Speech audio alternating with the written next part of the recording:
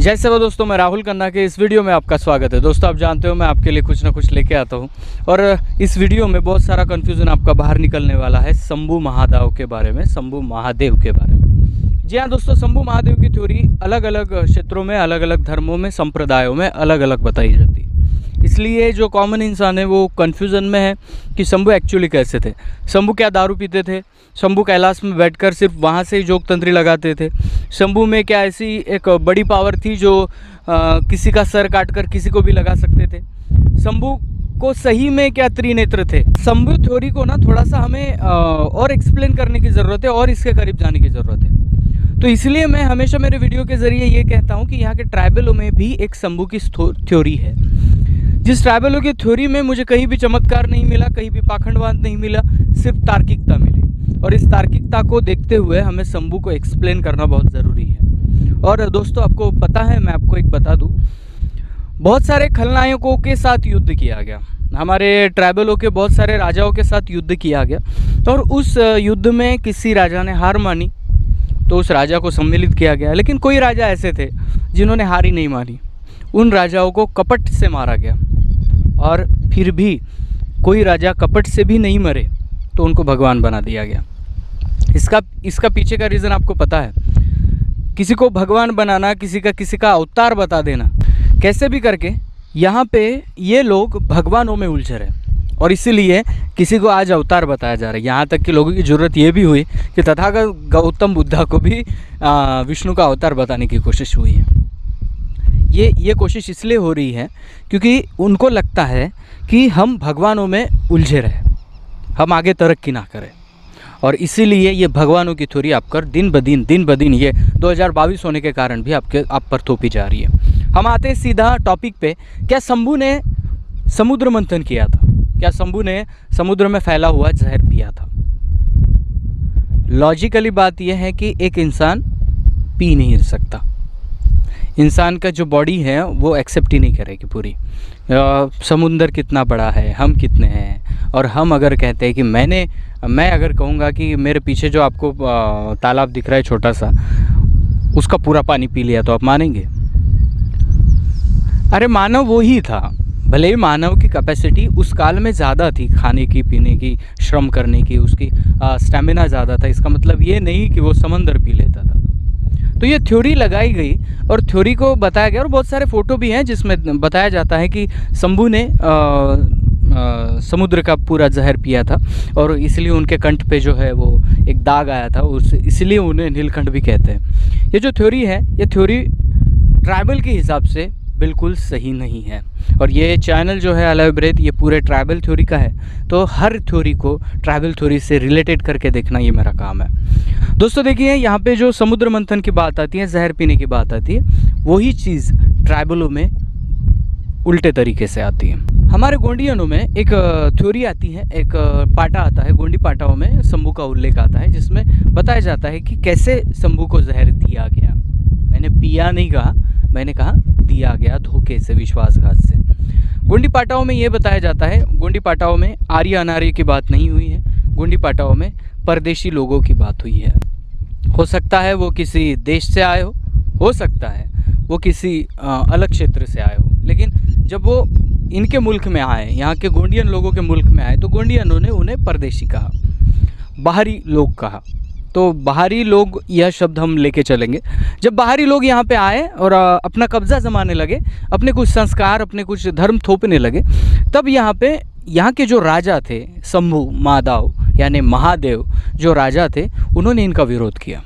विरोध करने के बाद जंग छिड़ी, जंग में वो हार गए, फिर विरोध हुआ, फिर जंग छिड़ी, ऐसे बहुत बार चला। उसके बाद एक कमेटी बिठाई गई और उन लोगों ने, जो बाहरी लोग थे, उन लोगों ने वो सामने आए शंभू के और बोले कि हम समझौता कर लेते हैं।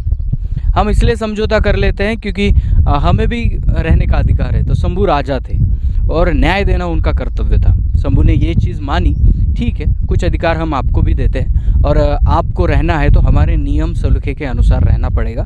ये बात हुई और फिर उन्होंने प्रस्ताव रखा शंभू के सामने कि आपको आके हमारे इसमें खाना खाना है, हम भोजन से हमारी जो दोस्ती है वो आगे बढ़ाएंगे।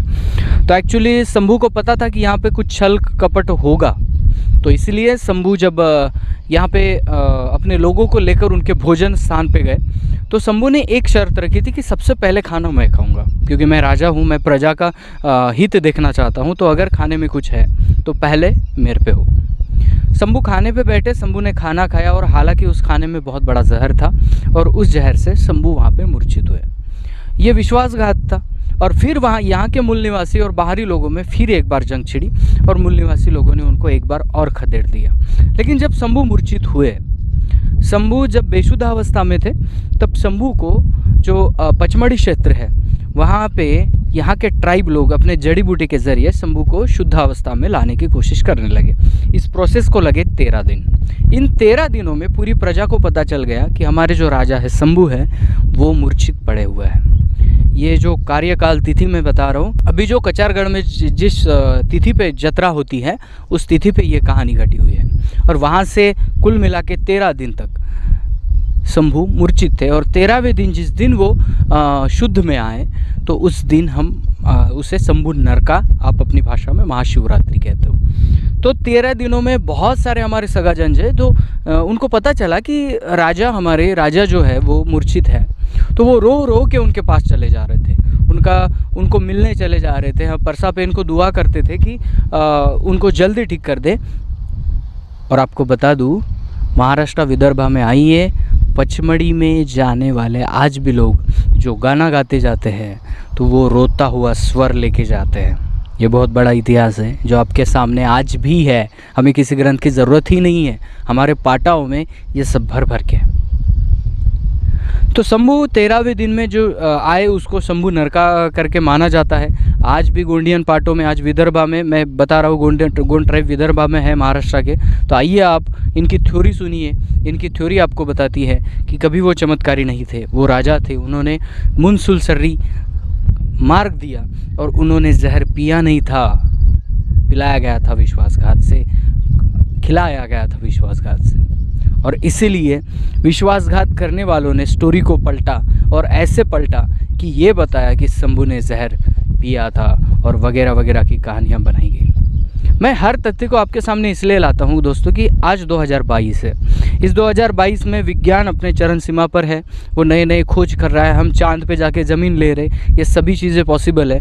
और अगर इन चीज़ों में हम ऐसी थ्योरी अपने बच्चों को सुनाते हैं कि शंभू ने समुद्र का पूरा जहर पी लिया था, शंभू को यहाँ पे एक आँख थी, तो आज की जनरेशन ये नहीं मानेगी। आज के जनरेशन को थ्योरी सुनानी है तो आपको ट्राइबल थ्योरी सुनानी पड़ेगी। इस ट्राइबल थ्योरी में ही सब कुछ है जो हम विज्ञानवाद कहते हैं। आपको गुमराह किया गया। मैंने कहा ना कि जो राजा हारा नहीं उसको छल कपट से मारा गया, लेकिन जो छल कपट से भी नहीं मरा उसको भगवान बनाया गया। और आज जो भी लोग, डॉक्टर बाबा साहब अम्बेडकर है, उन्होंने संविधान रचा है, तथागत गौतम बुद्ध है, हमारे पांदीपारी कुपार लिंगो है, हिरासुका लिंगो है, ऐसे बहुत सारे लोग हैं जिनको ये लोग मंचों पे चढ़ चढ़ कर किसी का अवतार बता देंगे। और इसीलिए सावध रहे, सतर्क रहे और पाखंडवाद की कहानियों को अपने दिमाग से छान के देखिए। बहुत सारी चीज़ें आपको मिल जाएंगी कि यहाँ का प्राचीन इंडिजिनस पीपल कौन है, उसकी थ्योरी क्या है ओरिजिनली, और ये पाखंडवाद जो बताते हैं इसमें कितना तथ्य है। आपकी बुद्धि जिस थ्योरी को मानती है उस थ्योरी को मानिए। ये दोनों भी थ्योरी आपके सामने रखना बहुत ज़रूरी था। और आगे भी शंभू के अलग अलग थ्योरी को हम स्पष्टीकरण के साथ लाएंगे। इस चैनल पे बने रहिए, चैनल को सब्सक्राइब करिए। और बहुत जल्दी मैं चैनल के मेंबर्स को मिलने वाला हूं, तो जो सब्सक्राइब के साइड में जो ज्वाइन बटन आपको दिख रहा है वो ज्वाइन बटन आप क्लिक करिए। वहाँ पे मैंने छोटा सा अमाउंट रखा है, उसको आप पेड करिए और चैनल के मेंबर बनिए।